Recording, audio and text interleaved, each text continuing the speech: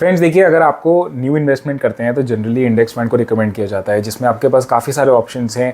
Large caps के अंदर अगर आप देखें तो निफ्टी 100 या निफ्टी आपके अंदर जो निफ्टी 500 के अंदर लोग इन्वेस्ट करते हैं।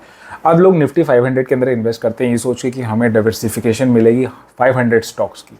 लेकिन मैं आपको बता दूं कि जो टॉप 100 यानी कि जो लार्ज कैप कंपनीज़ हैं उसी का ही वेटेज निफ्टी 500 के अंदर ऑलमोस्ट 72%। यानी कि अगर आप लेट्स सपोज 100 रुपीज़ निफ्टी 500 में इन्वेस्ट कर रहे हैं, उसमें से ऑलमोस्ट 70 to 72% जो आपका पैसा है वो यानी कि 72 रुपीज़ इन्वेस्ट होता है सिर्फ लार्ज कैप्स यानी कि टॉप 100 कंपनीज़ में। यानी कि बाकी की कंपनीज़ में ऑलमोस्ट ना के बराबर होता है। तो इसी चीज़ को काउंटर करने के लिए निप्पॉन म्यूचुअल फंड हाउस एक NFO लॉन्च कर रहा है, जिसकी डेट हमारे पास है 21 अगस्त से 4 सितंबर तक आप इन्वेस्ट कर सकते हैं। ये NFO का नाम है हमारे पास Nippon Nifty 500 equal weight index. यानी कि ये एक पैसिव फंड है।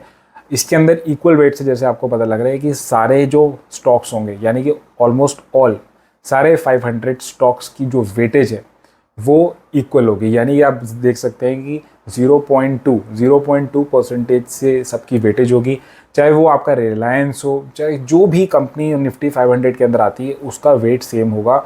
यानी मार्केट कैप के हिसाब से नहीं होगा। ऐसा नहीं होगा कि रिलायंस या HDFC का वेट ज़्यादा होगा जो हमारा नॉर्मली निफ्टी 500 में होता है। और एक ये सबसे बड़ा बोल सकते हैं नेगेटिव पॉइंट जो हमेशा रहा है निफ्टी 500 का, उसी को काउंटर करने के लिए ये NFO लॉन्च हो रहा है।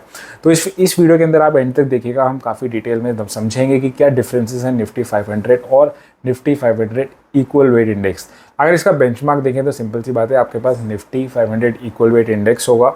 अगर हम फर्दर देखिए समझते हैं क्योंकि आपको ये जानने की ज़रूरत है कि जैसे मैंने आपको वेटेजेस पता है, वेटेजेस के अंदर क्या डिफरेंस रहेगा बिटवीन दिस NFO एंड आपका नॉर्मली निफ्टी 500। तो देखिए मैं आपको बताता हूँ कि निफ्टी 100 की अगर हम बात करें, निफ्टी 100 के अंदर हम बात करते हैं, जैसे मैंने आपको बताया तो निफ्टी 500 के अंदर ऑलमोस्ट 72% वेटेज होती है।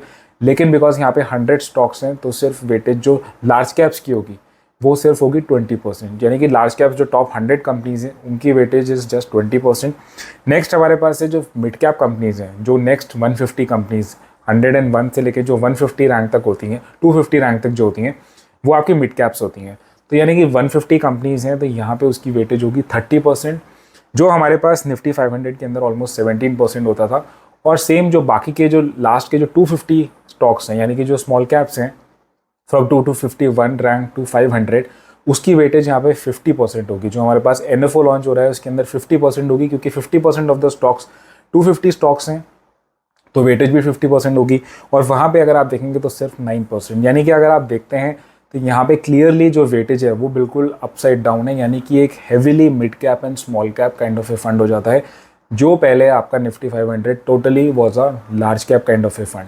तो अगर हम देखिए आगे बढ़ते हैं तो अगर हम समझते हैं कि कौन कौन सी सेक्टर होंगे इस म्यूचुअल फंड के अंदर, देखिए और सेक्टर तो ऑलमोस्ट सारे ही होंगे क्योंकि सारे सेम स्टॉक्स हैं, बट वेटेज फ़र्क हो जाती है और उसकी वजह से कई सेक्टर्स का जो वेटेज है वो भी चेंज हो रहा है। अगर आप स्टार्टिंग में देखें तो आपका फाइनेंशियल्स की अगर हम बात करें तो निफ्टी 500 के अंदर इसकी वेटेज ऑलमोस्ट 28% थी, अभी के टाइम पे ऑलमोस्ट हमारे पास 18% हो जाएगी। आप सेम अगर आप देखते हैं यहाँ पे इस चार्ट के अंदर तो देखते हैं जो ऑरेंज वाला है वो आपके पास निफ्टी 500 है, जो ब्लू बार है वो आपके पास निफ्टी इक्वल वेट इंडेक्स है। तो यहाँ पे अगेन आप देखेंगे तो कैपिटल गुड्स की वेटेज आपकी बढ़ जाएगी, ऑलमोस्ट डबल हो जाएगी। हेल्थ केयर की जो अगेन आपके पास इक्वल वेट के अंदर ज़्यादा हो जाएगी। केमिकल्स जो 7 है वो भी आपकी थोड़ी सी ज़्यादा हो जाएगी। तो अल्टीमेटली देखिए जो निफ्टी 100 या निफ्टी 100 के जो बाहर जो सेक्टर्स हैं उनकी वेटेज जो है इसमें थोड़ी प्रोपोर्शनली बढ़ जाएगी, क्योंकि पहले जो होता था आपके पास निफ्टी 100 का ही वेटेज बहुत ज़्यादा है। इसी तरीके से आप देख सकते हैं आगे हमारे पास automobile, FMCG, IT, consumer durables, consumer services सारे हैं सेक्टर्स। आप इस लिस्ट में पूरा देख सकते हैं कि कैसे आपकी वेटेज चेंज हो रही है। नाउ अगर हम सबसे इंपॉर्टेंट बात पे आते हैं कि आपकी जो परफॉर्मेंस है उसको भी कंपेयर करके देखा है यहाँ पे, जिसके अंदर आपके पास नॉट जस्ट 1 ईयर के duration but also 5 year and 10 years we have discussed. तो यहाँ पे अगर आप निफ्टी 500 के साथ कंपेयर करते हैं तो आपके पास सारे टाइम फ्रेम के अंदर, of course last 1 and 2 years के अंदर तो आपके mid cap and small caps ज़्यादा अच्छे चले हैं, तो आपके पास यहाँ पे रिटर्न्स अच्छे दिख रहे हैं। लेकिन 5 ईयर्स एंड 10 ईयर्स के अंदर भी अगर आप देखते हैं तो मार्जिनली आपका इक्वल वेट इंडेक्स जो है उसने बीट किया है आपका नॉर्मल निफ्टी 500। यानी कि ये जो मिड एंड स्मॉल कैप्स है उसके अंदर अच्छा फ्लेवर आपको मिल जाता है और जिसकी वजह से आपके रिटर्न्स एटलीस्ट बेटर आ रहे हैं। लेकिन ऑफ कोर्स जहाँ रिटर्न्स बेटर आते हैं हमारा रिस्क भी बढ़ता है। तो येस, आपका जो यहाँ पे रिटर्न्स अच्छे आने के साथ साथ में आपका जो रिस्क प्रोफाइल है, रिस्क प्रोफाइल जो आपका निफ्टी 500 इक्वल वेट इंडेक्स का है वो ऑफकोर्स ज़्यादा हो जाता है, क्योंकि ऑफकोर्स आप मिड एंड स्मॉल कैप्स का एलोकेशन या पोर्शन वेटेज जो है ज़्यादा रख रहे हैं as compare to the large caps. तो ये बात आपको ध्यान रखने वाली बात है कि आपकी एलोकेशन किस तरीके से ऑलरेडी हो रखी है, तो आपको इस बात को ध्यान रखना पड़ेगा। नाउ फाइनली देखिए, अगर हम समझते हैं, अगर हम प्रोज एंड कॉन्स समझें, तो देखिए सबसे इंपॉर्टेंट है कि आपको इसके अंदर डाइवर्सिफिकेशन, जो निफ्टी इक्वल वेट की अगर हम पॉजिटिव बात करें तो इसके अंदर आपकी ट्रू डाइवर्सिफिकेशन मिल रही है। ये कोई एक लार्ज कैप बायस्ड फंड नहीं है जो नॉर्मली 500 हमारा फंड होता था, यानी कि आपको ट्रू टू इट्स नेचर आपकी इसके अंदर आपकी जो है डाइवर्सिफिकेशन हो रही है। किसी भी स्टॉक या सेक्टर का कोई बहुत ज़्यादा वेटेज नहीं है, यानी कि किसी का ऐसा नहीं है कि मार्केट कैप बढ़ रहा है तो उसकी वेटेज ज़्यादा हो रही है, ये वाली चीज़ें आपकी नहीं है। सेकेंडली, आपका इसके अंदर आपको वेटेज जो है मीडियम स्मॉल कैप्स की मिल रही है, तो इसलिए आपका जब इन सेक्टर्स के अंदर रैली आएगी, ओवरऑल मार्केट के अंदर यानी ब्रॉडर मार्केट के अंदर रैली आएगी, तो इन फंड्स को फ़ायदा होगा। बाकी नेगेटिव साइड पे ऑफ कोर्स ये है कि ये फंड थोड़ा सा रिस्की हो जाता है। अगर आपने अपने पोर्टफोलियो के अंदर already mid and small caps का एलोकेशन काफ़ी ज़्यादा किया हुआ है और आप इस फंड के अंदर देख रहे हैं, तो मे बी आप इसको अवॉइड कर सकते हैं, क्योंकि then what you are doing is कि आपका जो पोर्टफोलियो है उसको थोड़ा और रिस्की बना रहे हैं।